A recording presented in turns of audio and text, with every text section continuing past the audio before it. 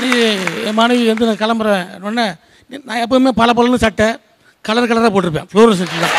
அப்போ தான் 4 பேருக்கு நம்மளுக்கு தெரியும் இவன் தான் பாண்டியராஜன். அவள் இல்லை நீ பட்டிமன்றங்க, அதுவும் என்ன டாப்பிக்கு நல்லவான் வாழ்வான் டாப்பிக்கு, நீ போய் கலர்லாம் போட்டு போகிறேன்னு வெள்ளை சட்டை கொடுத்தா. மோகன் சார் மாதிரி இருக்கும் அப்படின்னு வந்து பார்த்தா நடுவர் கலராக போட்டு உட்காந்துருக்கு. இது தேவையா நமக்கு? ஏன்னா பக்கத்தில் அவர் வந்து உட்காந்த உடனே அவரை டக்குன்னு கண்டுபிடிக்கிறாங்க, என்ன வந்து பாண்டியராஜன் வந்தாச்சான்னு கேட்குறாங்க.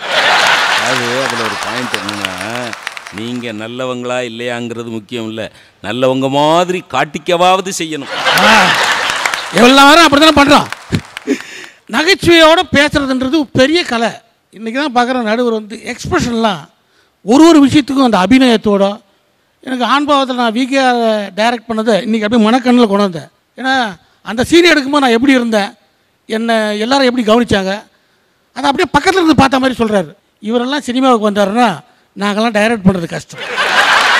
ஆனால் நான் உங்களுக்கு ஒரு உத்தரவாதம் சொல்கிறேன், நான் வரமாட்டேன்.